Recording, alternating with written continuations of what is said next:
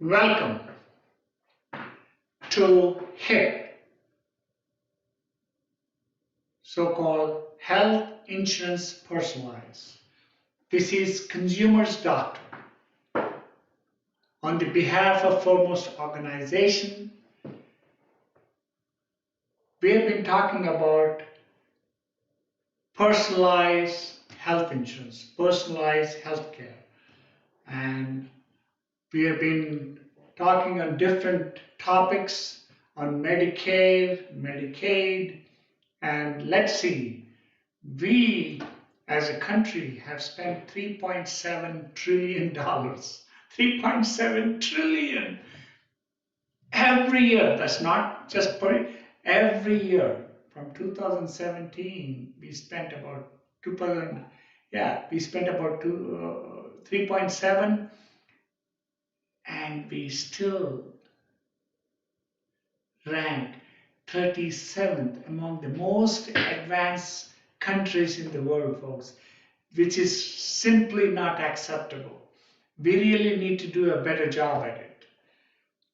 One of the major issues in our country has been uninsured Americans, because we don't have any mandated rules like other countries do, like England and Canada. We don't have any. It is voluntary system, folks. It is voluntary. So as a result, we have 27 million uninsured. I'm pretty sure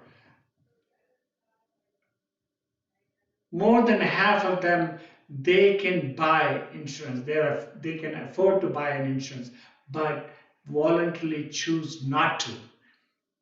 Well, we will solve that uninsured problem once for all, folks. Let's solve it. Uninsured Americans, 27 million of them. How are we going to solve that problem? Well, let's look into it. These are so-called free rider problems. These are free riders. They don't buy insurance voluntarily. They choose not to buy it. So we will address that. So-called these free riders, there's a cost for these folks not to be insured. Cost of being voluntarily insured, let's look into it. All right? Americans take advantage of the situation. When there is a chance, people take advantage. I don't blame them, because there is a reason why they don't want to buy, because they don't want to spend the money to buy it, even though they can afford it. That's one of the reasons why the Obamacare came into the picture, because of the uninsured. There are too many uninsured. With Obamacare, there are plenty of ways we can get insurance. They want without paying their free payments. So these folks, they choose not to buy insurance because they don't want to spend the money on the insurance. So-called free riders. Let's look into it. Under the Obamacare, free riders can deceptively claim lower income. Yes, lower income than they really have when they enroll into the Obamacare. Some of these folks taking even advantage of the Obamacare, because when they enroll into the Obamacare, because they don't disclose their actual income, they would then get a large subsidy than they are entitled to. These folks get a large subsidy.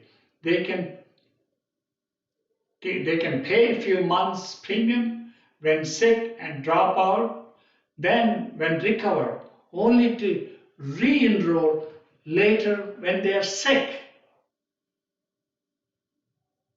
so-called this uninsured can simply show up at a hospital emergency room and they are guaranteed care because we have a loophole.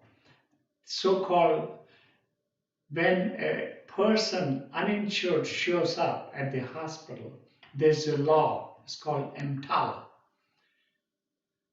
They're supposed to provide the care. Hospitals have no choice, but they have to provide the care. So there has to be a cost. When people voluntarily choose not to buy insurance, even though they can, or they voluntarily choose their income lower than their actual income is, and they get this subsidized programs, there has to be a cost for being voluntarily uninsured. As long as we as a society agree to compassionate care for all. Yes. When all said and done in a voluntary system, there will always be those choose not to be insured. Choice is good, obviously.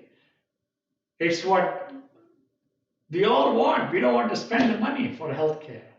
So uninsured individuals may be healthy and consider any insurance premiums as unnecessary expense.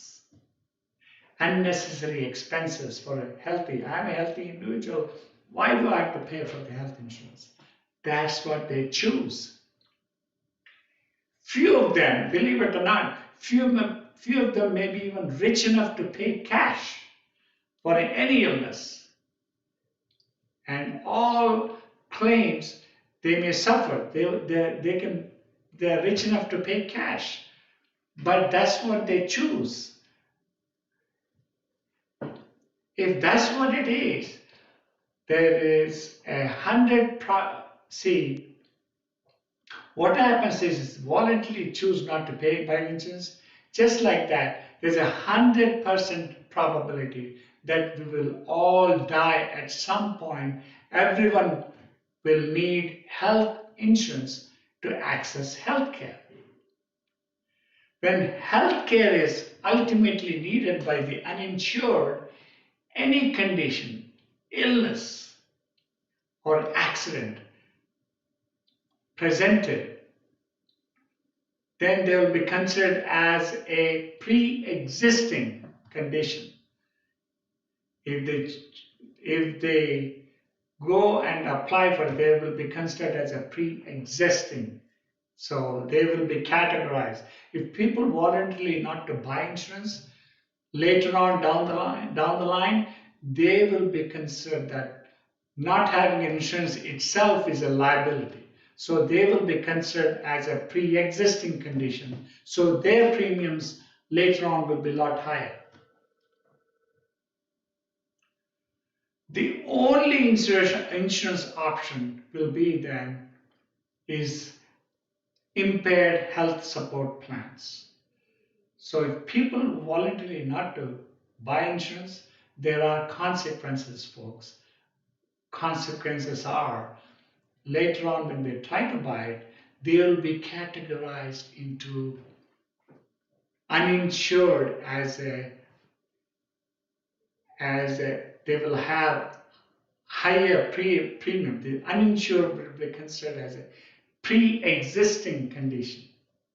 So under the personalized health insurance, during the period of being uninsured, individuals will lose all or a portion of their personal and family tax exemptions. Yes, they will lose the exemptions when they file their taxes. Those funds which are collected by the state and federal government will be used to support the subsidies of the impaired health support plans. That's the beauty. So the money they collect from state and federal agencies, because once the person loses the exemption, they'll be collecting more revenue. And that those funds will be given to the impaired health support plans.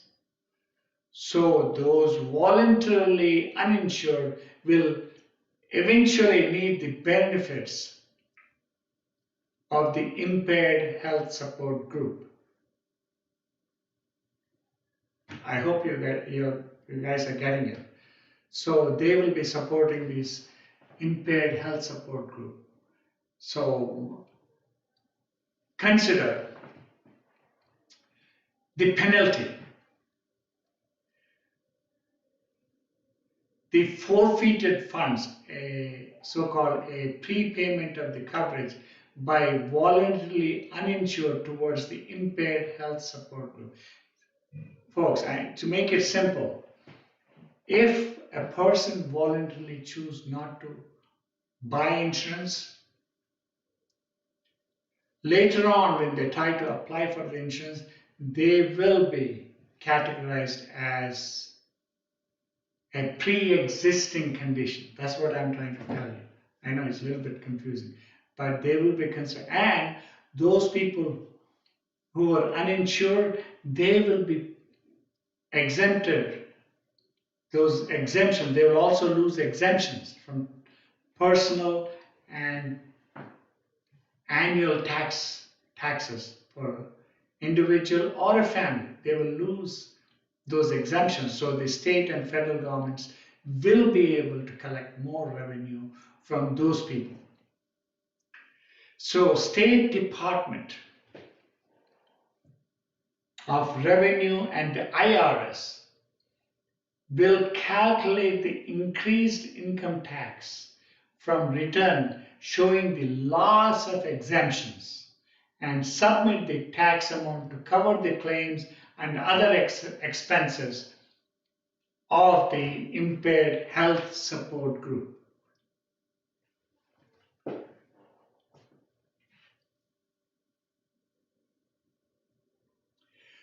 Low-income individuals in need of a financial assistance can get a premium subsidized insurance. So premium subsidized. So ultimately, once for all, we are going to, people who have this 27 million uninsured, there are different categories of people. Some of them may be in well category.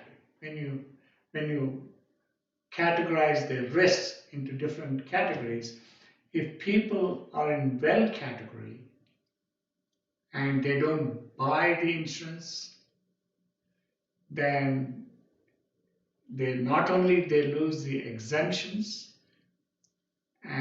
for individual or the family, and they'll be paying more taxes, but later on when they apply, they will be considered as a pre-existing. So their premiums are going to be a lot higher next time when they apply.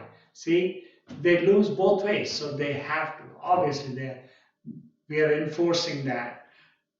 It is, even though it's a personal choice, when you look at it, it makes sense for people to buy insurance. People at risk category, at risk, like they have, people are smokers, drug addicts, people are hypertension, chronic illness. Their premiums are based on which category, either at risk or a chronic illness category. So their premiums are based on that. So the people who didn't buy the insurance will also fall into this chronic illness category because it will be considered as a pre-existing. So once for all, we will solve the issue of people not buying insurance. Folks,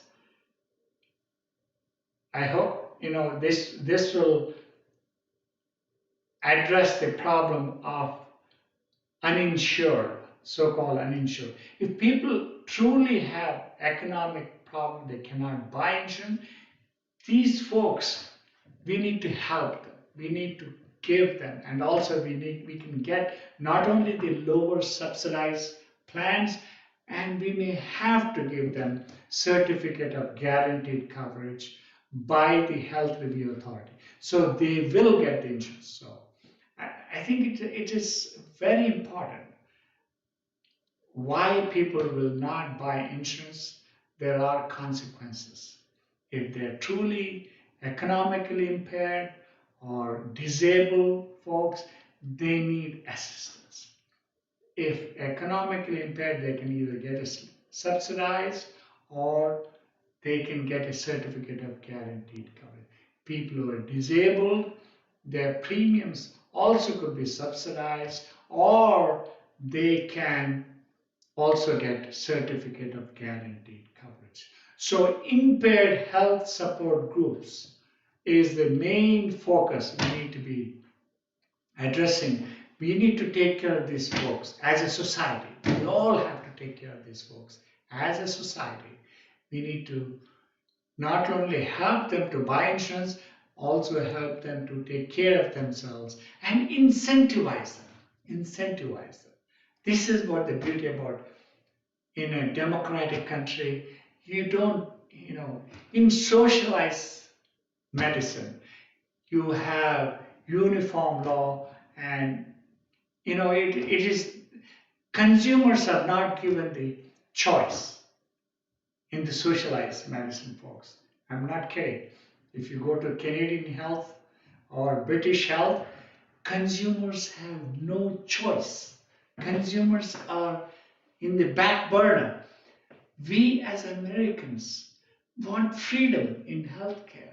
We want to take care of the sickest. We also want to take care of the people who need the most help. And we need to give them the tools to take care. And consumers, as patients, they can choose their own doctor. They can choose their own facility. They can choose their own hospital. That's the beauty about consumers being in the driver's seat, folks. This is called personalized healthcare. Irrespective of what their economic status, physical status, mental status, we need to take care of the folks irrespective of them. And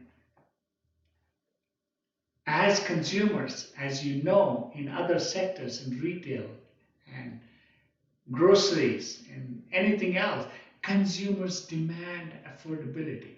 Consumers demand not only effort, transparency in prices, and they also demand quality.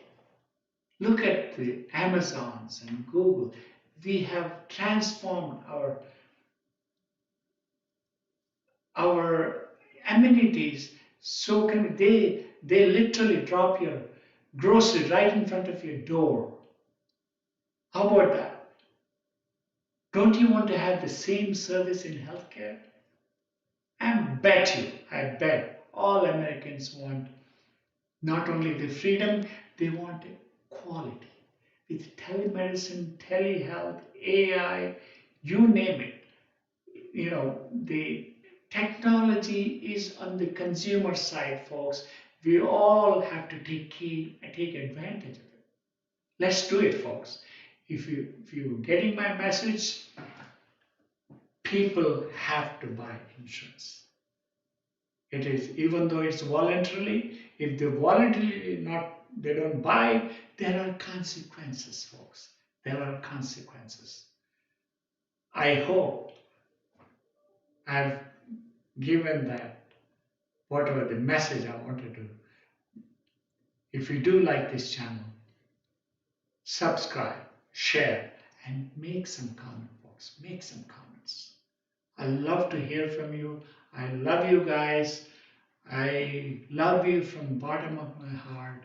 And as a consumer's doctor, on the behalf of foremost organization, so-called personalized healthcare, I salute. We will see you in the next episode. Thanks again. Thank you.